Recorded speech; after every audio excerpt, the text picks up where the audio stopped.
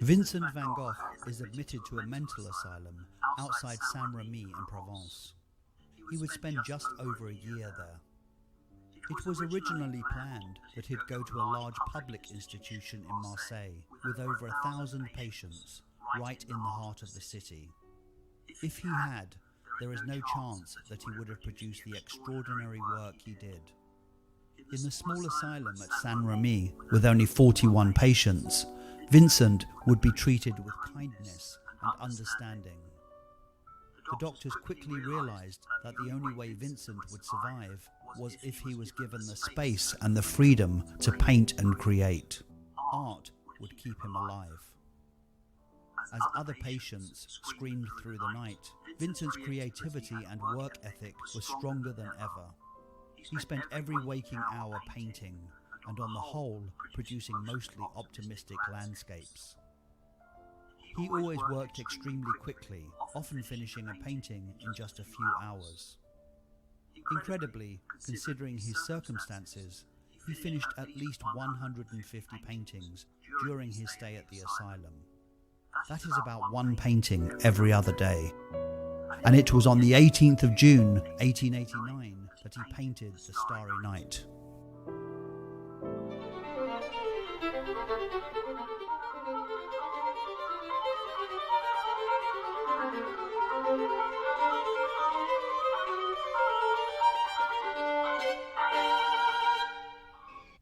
You probably know Vistaprint for business cards. Yeah, we print that.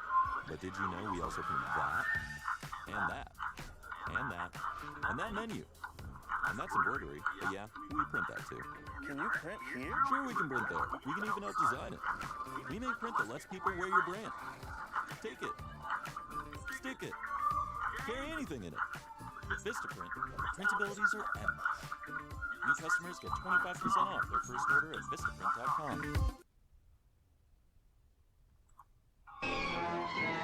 In popular culture, Vincent van Gogh is often seen as the archetypal mad-crazed artist. And although he did have extreme manic episodes, most of the time he was lucid and rational. Vincent was incredibly intelligent and well-read. He was so knowledgeable about art and artists. He was articulate and spoke 4 languages. He also had lifelong friends who he met or wrote to regularly, but he struggled to understand his place in the world. After a particularly difficult period living with Paul Gauguin, he suffered an attack of acute mania, culminating in hallucinations and hearing voices, which led to him cutting off his own ear. The doctors at the asylum diagnosed epilepsy. In all probability, he also had what today we call bipolar, with manic episodes and auditory hallucinations, as well as syphilis.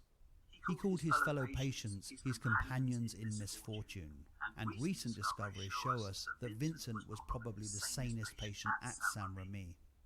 Overall, the asylum had a positive effect on him, and he was well enough to paint about 75% of the time. One visitor, when he came to see Vincent, found him to be in perfect physical and mental health. And after he left the asylum, Vincent went to Paris to visit his brother Theo, whose wife Jo remarked on how healthy he looked. In the asylum, he was drinking a lot less, no absinthe, no complicated romances, and a regular routine with 3 meals a day. Isolation turned out to be good for him, and with no outside distractions, Vincent, always a hard worker, would channel all his energies into his work. When we think of 19th century asylums, we think of them as horrific institutions. But the founder of Saint-Rémy Asylum was a progressive who believed that being surrounded by nature was good for troubled minds, and had planted extensive gardens. He also believed in the healing power of art and music. Of course, it was not easy for Vincent, and he suffered manic attacks when he was unable to paint. But it could have been a lot worse. His brother Theo, who was paying for the treatment, insisted that the asylum allow Vincent to paint, and he was given a dedicated studio. His paintings are so often seen as a descent into madness, but his work drove him and energized him. He created these images despite his mental illness, not because of it.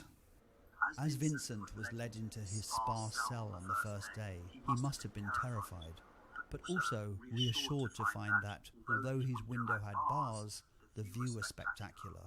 Wheat fields glowed in the sun, with olive groves and vineyards receding into the distant foothills of a low mountain range called Les Alpilles. Initially, he portrayed the world he saw from this room, the subject of many paintings at Saint-Remy. But within weeks, he would be allowed to wander around the dramatic countryside alone. The morning after his arrival at the asylum, Vincent went into the walled garden, set up his easel, and by lunchtime had painted this, the first of his asylum masterpieces. Vincent van Gogh was a largely self-taught artist who didn't pick up a paintbrush until he was 30 years old, and just 7 years later he would be dead. It was really his last 4 years where he developed the style we would come to know him by, and these were also his most prolific years. Once he found his way, he was making up for lost time. Vincent's 2 years in Paris up until February 1888 are widely seen as laying the foundation for his later unique style, exposing him to the influence of impressionists such as Monet and Pissarro, but also a younger generation of artists, including Paul Signac, Émile Bernard, and Toulouse-Lautrec, who would all remain lifelong friends. Like many of that generation, he was influenced by Japanese prints, which, along with his Paris years, would have a transformative effect on his work and lay the foundations for radical works like The Starry Night.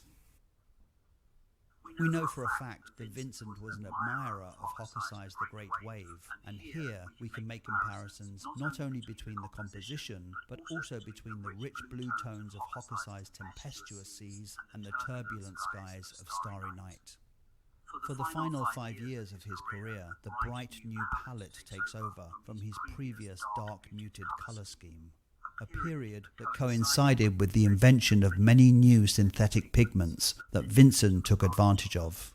Colour, above all, was Vincent's visual vocabulary. With these later works, we see more and more Japanese influence. Blocks of pure colour, dark outlines, no shadows, unusual cropping, and distorted perspective.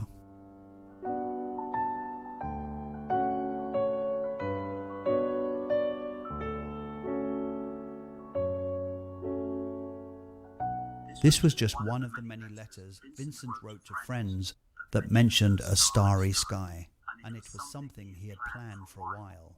The Starry Night depicts the view from his asylum window on the upper floor. He had already painted the view dozens of times, but this time it was a nocturne, which, as he couldn't paint in the dark, meant it was painted from memory during the day in his ground floor studio. The views he painted from his window are all linked by the diagonal line coming in from the right, depicting the low rolling hills. In reality, the cypress trees were much smaller and beyond the far wall enclosing the wheat field. For Starry Night, Vincent brings the tree much closer to the picture plane. This reminds us of the tight cropping we see in Japanese prints. The cypress tree was a newly discovered motif for Vincent, and are seen as a symbol of death in Mediterranean culture. Here, the tree shoots up into the sky, linking heaven and earth. Like the Impressionists, Vincent had always insisted on working directly from nature, but a few months earlier, Paul Gauguin had tried to persuade him to paint from his imagination. Vincent resisted then, but in the asylum with limited freedom, it was a necessity. In this highly charged picture, he would create in paint something we cannot see or touch, something immaterial. He would use paint to show a sky that is electric. That is how we imagine the night sky to be. This is a critical time for art, when artists are shifting from the narrative to expressing themselves with new ways of seeing. Vincent's work is paving the way for modern art. Is this an accurate depiction of the stars on or around June the 18th? Astronomers have worked out that the moon that night was actually almost full, rather than the crescent moon we see in the painting. And Venus, the brightest star, was only visible just before dawn, by which time the moon was not visible from Vincent's room. On this recreation, we can see the constellation Aries was also visible. I think the Starry Night is an amalgamation of nighttime and dawn views from his window. The sky is painted with Vincent's signature short brushstrokes of thick impasto. We can see how he applies the impasto technique, painting so thickly, sometimes straight from the tube, spreading paint like butter with a palette knife. It is these paint-heavy stabbing brushstrokes that distinguishes Vincent from the other post-impressionists. A few weeks before, Vincent, in a manic episode, had tried to poison himself by swallowing paint and turpentine, literally killing himself with colour. And now he was using the same tubes to produce this. Colour was Vincent's way of communicating, and he had an innate and even avant-garde tendency towards colours that were expressive and intense. He had learned about complementary colour theory after seeing paintings by artists like Rubens and in particular Delacroix. In Paris, Vincent went to see this ceiling mural by Delacroix in the Louvre, and it was a revelation how bright contrasting colours could work together. Vincent read everything he could on Delacroix's colour theories, which uses opposite colours on the colour wheel, a combination which gives high contrast and high impact. For example, red and green, or blue and orange. The Impressionists in Paris gave him looser, lighter brushstrokes, and the Pointillist Seurat introduced him to optical mixing, pure colours blended by the eye to form a coherent image. Let's add a little polish. I say a lot. Now make me... His brother Theo would later say that the Starry Night was style over substance. But just how stylized are Vincent's swirling galaxies? If we look at a modern image of the Whirlpool Galaxy, it bears a striking resemblance to Vincent's stars. But could he have known about spiral galaxies back in 1889? This drawing, made by the English astronomer Lord Rosse in 1850, was reproduced as an etching in a French astronomy book, which had caused a sensation. Vincent, who was passionate about astronomy, had even met the author in Paris. The white band hanging over the hills is almost certainly the morning mist. By the time he painted the Starry Night, he was allowed out to explore the area alone. And it was on one of these walks he drew this bird's-eye view of the village. He places the village in the valley, even though it was not visible from Vincent's room or from his studio, and was in fact in the opposite direction. He shows a dozen or so houses, whereas there were in fact hundreds. He has the houses lit by impossibly bright gas lamps as a device to balance out the yellow stars. Vincent paints an idealized village, and it bears no resemblance to the real one, or even the domed church of Saint-Remy. The pitched roof he portrays is more reminiscent of the Dutch churches he knew well. I wonder if he was also thinking of the little childhood church in Noonan, where his father was the preacher. Like all great paintings, the Starry Night has been interpreted in many ways, notably concerning his religious beliefs.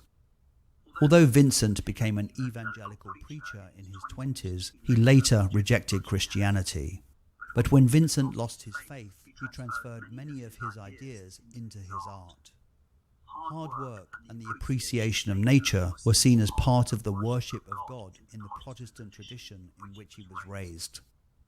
His art had always emphasized the changing and renewing power of the seasons, and there was no harder working artist than Vincent.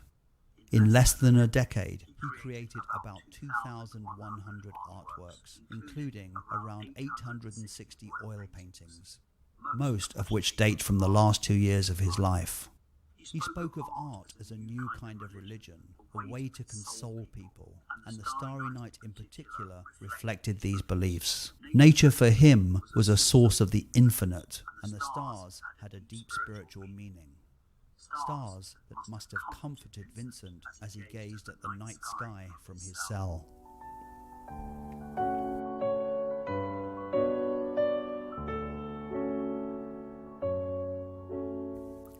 Vincent van Gogh would dismiss his most famous painting as a failure, and maybe if he lived longer, he would have painted over it, as he did with so many of his paintings he considered failures.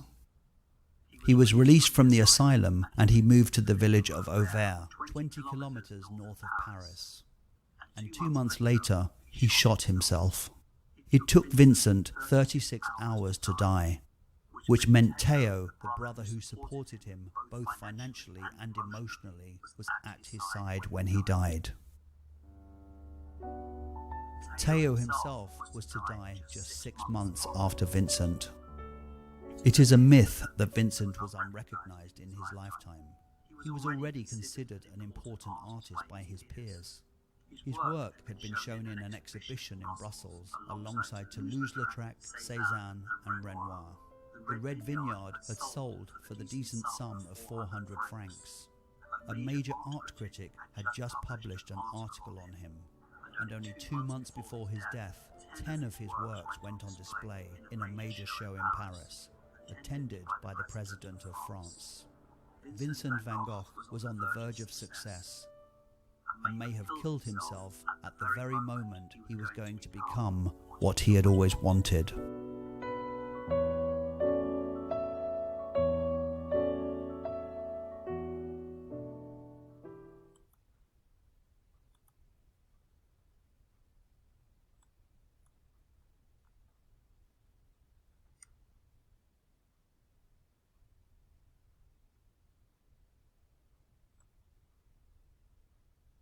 Okay, back to slides. So that video actually played a lot of things that we're going to cover this semester. It's kind of a preview of, Tired of running to the pharmacy for your pet's prescriptions? With Chewy Pharmacy, your prescriptions get delivered. Just fill your cart, enter your pet and vet info, then we'll contact your vet and deliver in 1 to... Sorry about that.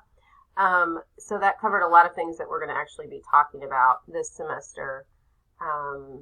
And so it kind of gave you a preview of some of these things. But again, that was our example of giving tangible form to feelings and ideas. And the narrator of that little video actually even said that at one point, that this was kind of groundbreaking work at this time period where artists were starting to do this. And Van Gogh is a great example of showing his feelings, ideas, emotions, what was inside him as a person, coming out as art. And so, so at this time, there's one more. This is the final example of what artists do, our sixth and final one, which is to refresh our vision and see the world in a new way. And so this just basically means looking at things differently. Something that maybe is just ordinary, and then looking at it in a new way.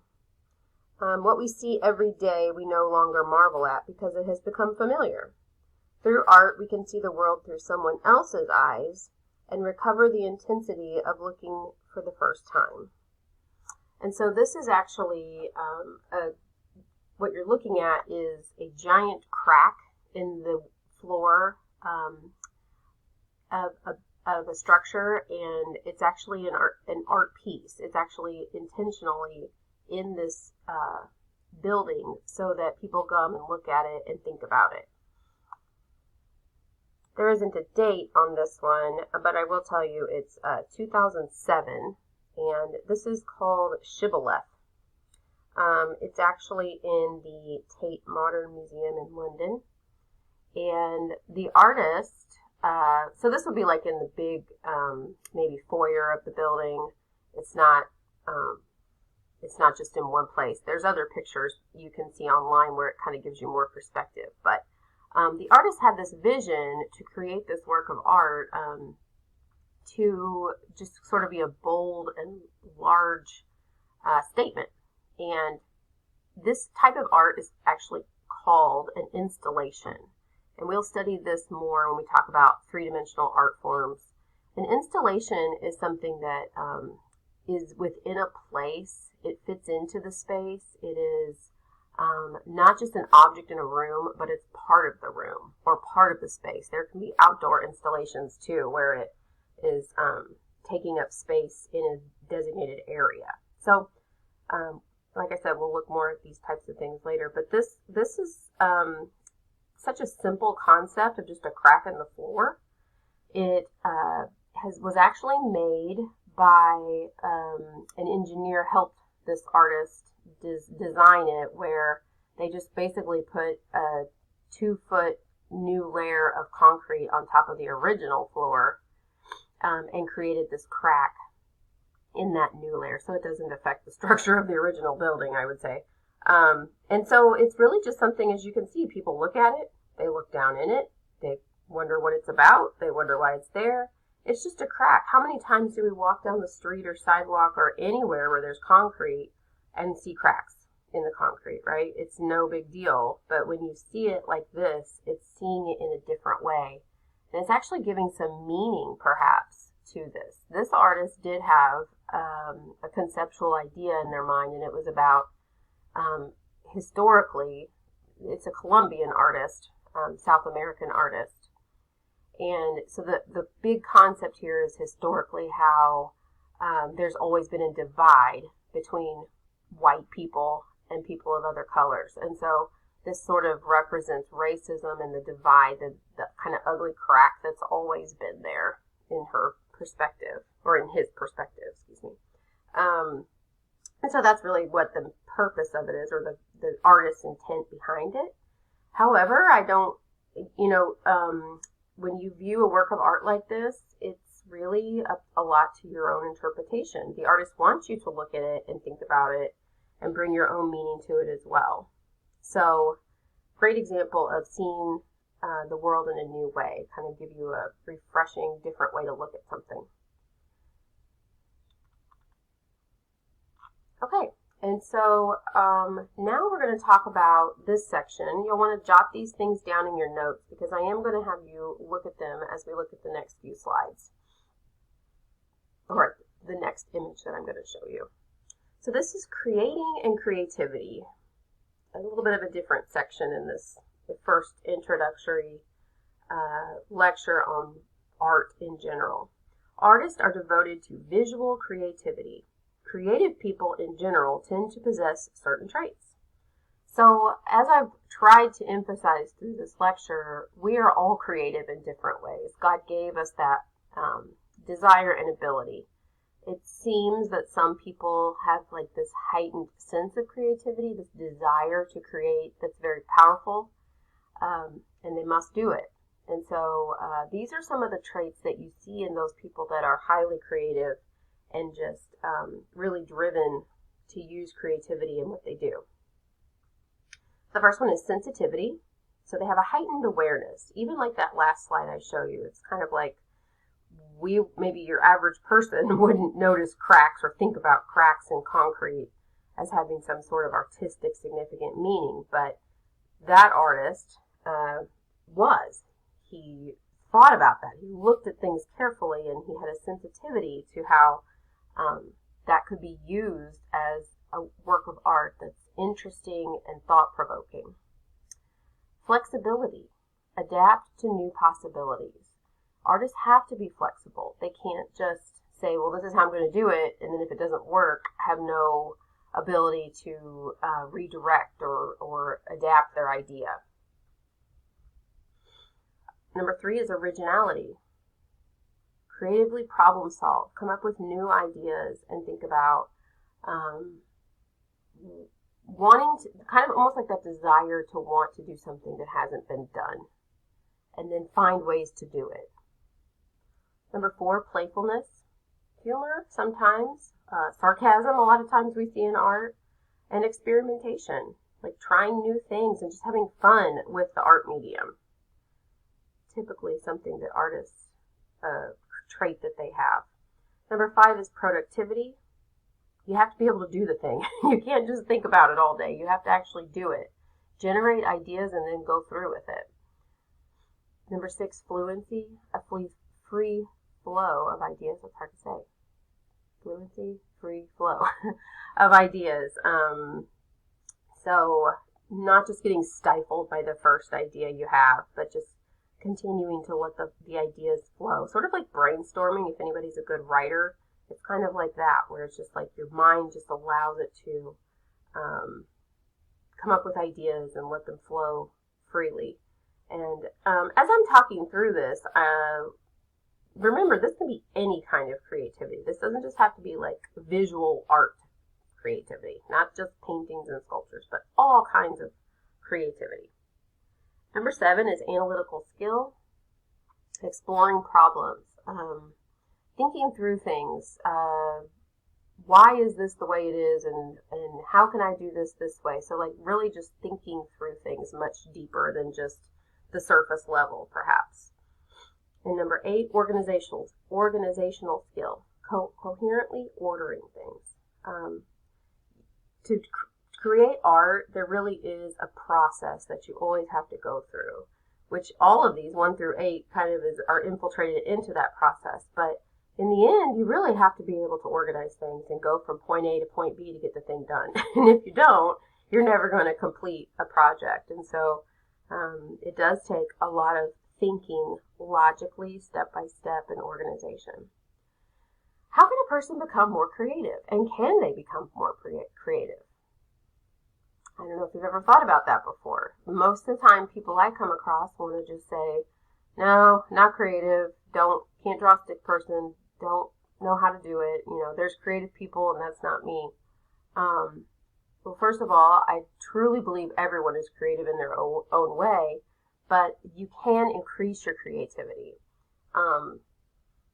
Basically, it's in a lot of ways, it's a skill that you can work on and sort of push yourself out of the box that you might be in, as far as not wanting to try new things or be playful with things, or just kind of, as adults, we sort of shut ourselves in a box of less creativity. Children don't have trouble with that. They are happy to grab crayons and paper and just draw and color, or paint. They're just always desiring paint to play with, or building blocks or creating things. Those are all creative things that children just naturally have. But as we get older, we kind of stifle that side of us.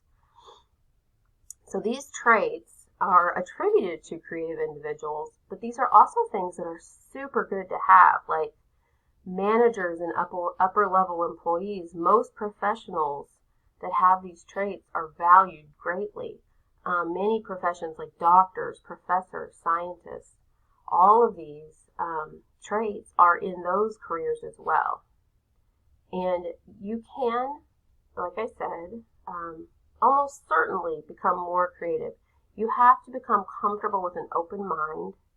You have to kind of release maybe rigid notions that you have of what things should or shouldn't be and how something should or shouldn't look. You have to sort of release that. And you have to be willing to make mistakes to be creative.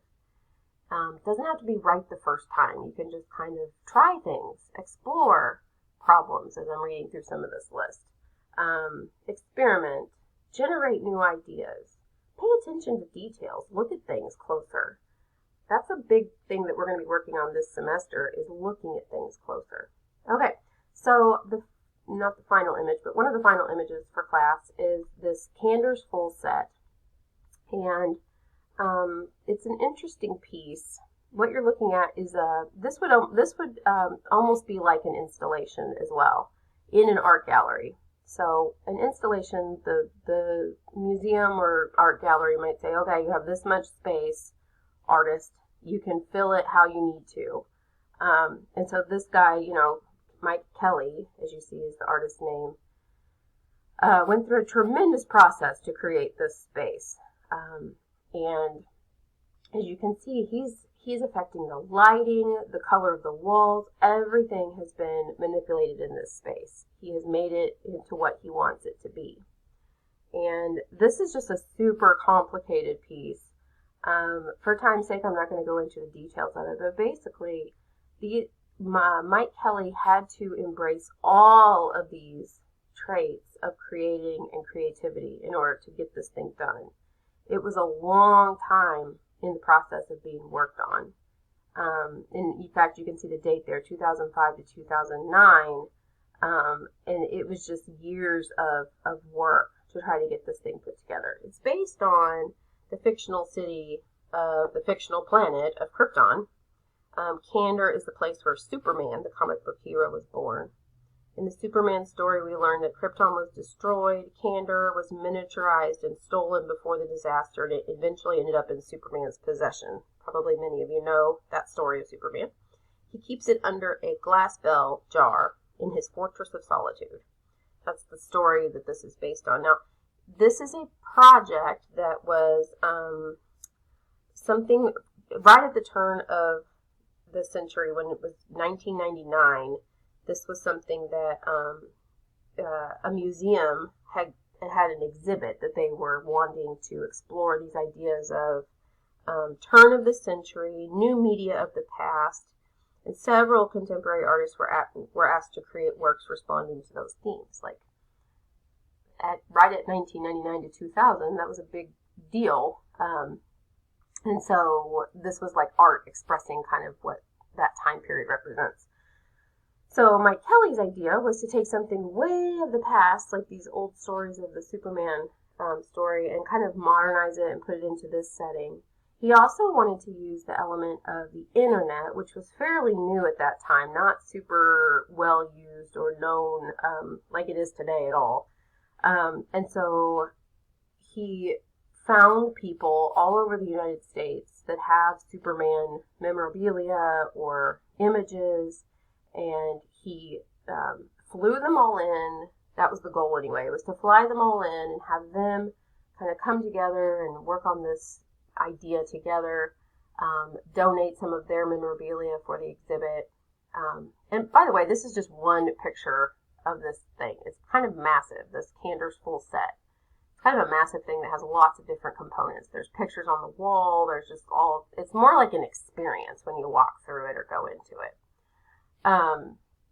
And so as I'm talking through this very complicated process of this art project that involved many people,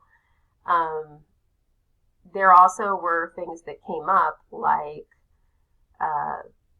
the budget was too short, or they didn't have enough money, so a lot of the ideas had to be scaled back and had to be readjusted. And so I'm just kind of making this an example of what all this list on 1 through 8 that we just talked about has to be used by these parts of creativity. You can probably see that as you look through the list. Productivity, playfulness, original, flexible, with the things that come up, the problems that happened as he was trying to create this idea. Some of the things he just completely changed the idea on the fly because he had to. He didn't have what he thought it was going to be as for resources and things, and so he had to change his ideas. Organizational skill, bringing this all together. There were times where he thought he may have to scrap the whole idea, but he pushed through and got it done, and it's a pretty well-known work of art now. So this is just one example. It's pretty complicated. I know you might be looking at this image thinking, I don't get it. And that's okay. But it does show an example of all of those eight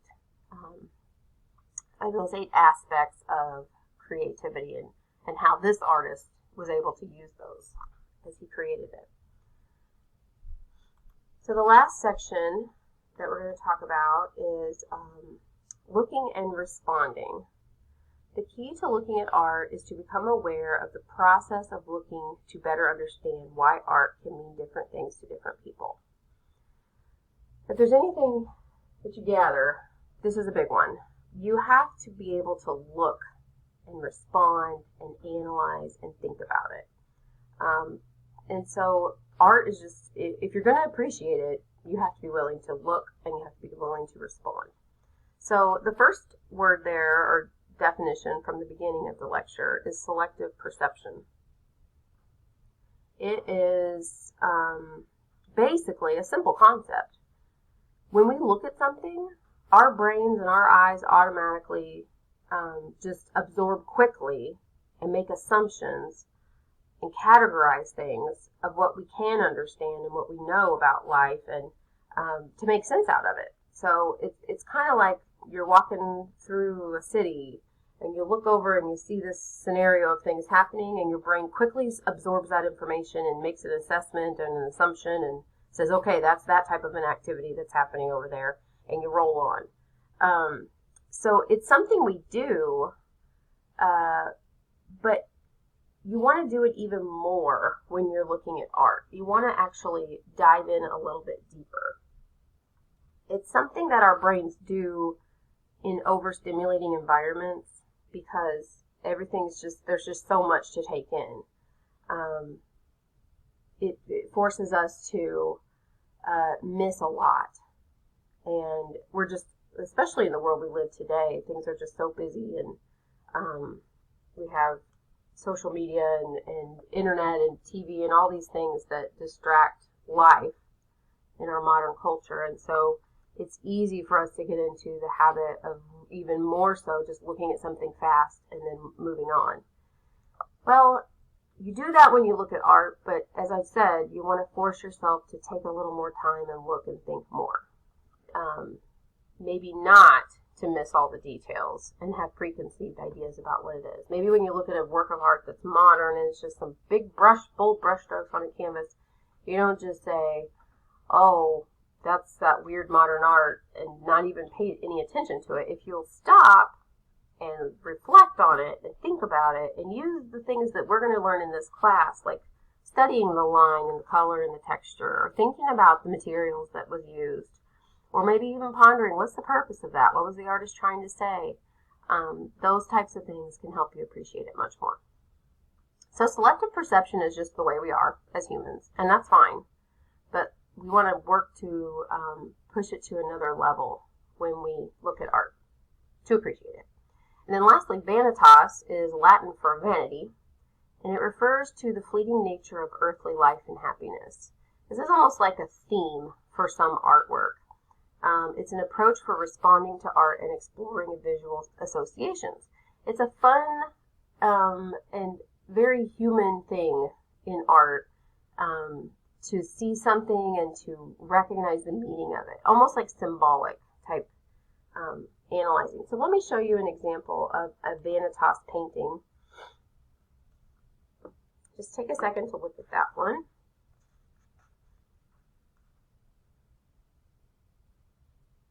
This was a painting from 1660, and don't worry about trying to get information down on this one. This is really just a comparison. I'm going to show you another one that's much more recent, and this is from, as I said, 1660, so it's pretty old. So what you see in this, you might, if you were using just your regular human selective perception, you might just look at this and be like, okay, old painting, I see kind of an angel thing, some books, some old looking stuff. Very old style painting. Okay, and then you might move on. You might appreciate, oh, it's really good. They're talented artists, and then move on. But what we want to do when we're looking at something and responding to something is look a little closer. Take your time to let your eyes just flow around in the painting, in the work of art, and try to figure out what the different things are. This thing is loaded with symbolism and meaning. And things that are repeated a lot in other works of art, particularly these vanitas paintings, things that reflect on the fleeting of earthly life.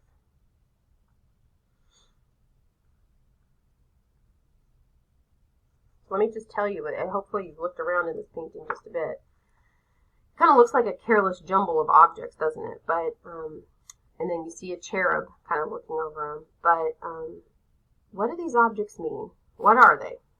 What's the man in the background doing? Have you noticed him yet? There's a guy in the back kind of peeking through.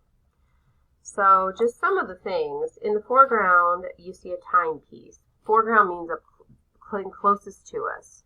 Down in the bottom left-hand corner, you'll see a timepiece, like a pocket watch. Next to that are 3 flowers, the pink flowers in the front there. They're in different stages of life. One's dead. There's a bud, a bloomed flower, and then one that's kind of wilted, some with the petals falling off. Then you have a dice and playing cards, That's suggesting the games of chance and how life is kind of like, is it chance? Is it all just left up to chance? Obviously, the timepiece, rewinding just a second, represents like time passing. The flower in different stages of life represents life in different stages. I'm not going to go through everything in this image, but just to give you some ideas. You see a cascade of metals, money, and jewelry, suggesting honors, wealth, and power. At the center, you see books and scientific instruments, and that's about knowledge. In the back, we see a skull crowned with a laurel wreath by its side. You see the skull over to the left, kind of laying on its side, and there's like a wreath around its head. Laurel, traditionally, those are laurel crowns are put on people who've become famous through their achievements, especially artistic achievements. Then you have a cherub who blows a bubble, which is a symbol of the briefness of life. Just a few seconds of beauty and then nothing. Then we meet the man's gaze and we catch a glimpse of a wing. Can you see to his, right beside his head, there's like just a hint of a wing. He's an angel, a messenger. He's drawn back a heavy curtain with one hand and is pointing at a painting he has thus revealed with the other. Do you see the painting? Can you see that? He's pulling back the red curtain with one arm and he's pointing to a painting back on the wall. It's like he's saying, look at this. The painting depicts the Last Judgment.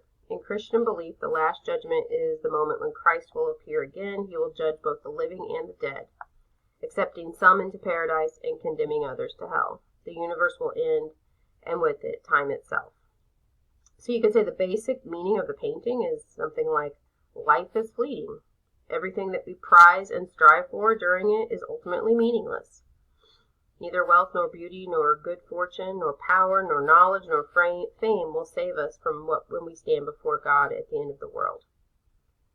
So without taking time to reflect on a lot of those details and the meaning of them, that painting would not have meant nearly so much and made an impact as if you take time, understand it, try to figure it out, do some research on it. So that's an example of that. Now, that's, like I said, 1660. This is a painting by Audrey Flack from 1977, much more current. By the way, side note, this Vanitas, it all alludes to the biblical book of Ecclesiastes, which you may have picked up on as I was reading through that. That nature and earthly life and happiness it all comes to an end. And as the book of Ecclesiastes says, if you've ever read it, it says it's all vanity. It's all just kind of worthless. But we know there's God and there is the bigger purpose of what life is all about.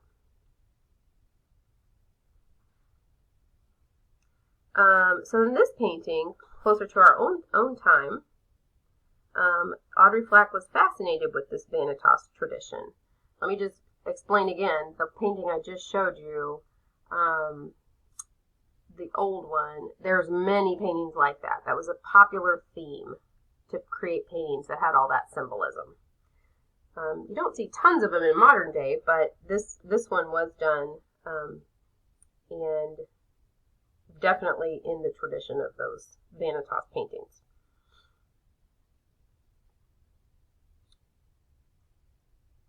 Her title is Wheel of Fortune.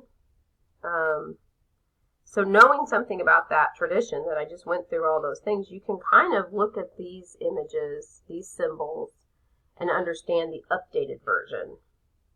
The skull is there. Skulls are always in Vanitas paintings because they just represent death, right?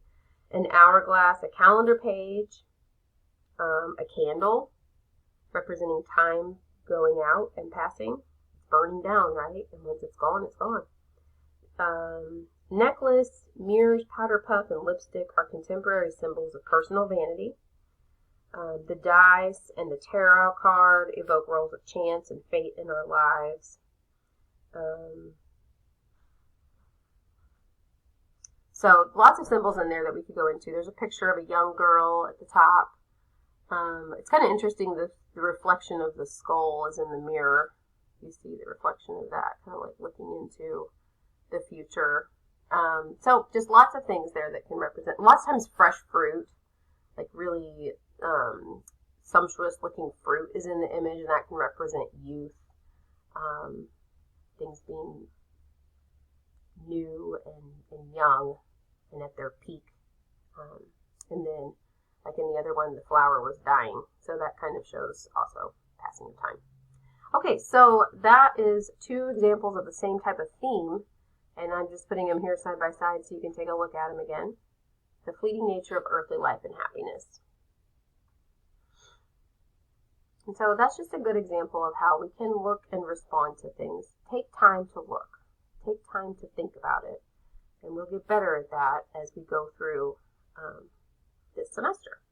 So that's it for our first lecture. Close with a psalm. The heavens declare the glory of God, and the sky above proclaims his handiwork. Reminder that he is the ultimate creator. We are just a little bit of a shadow of his creativity, but hopefully we will continue learning and diving deeper into this topic of art this semester. Have a great day.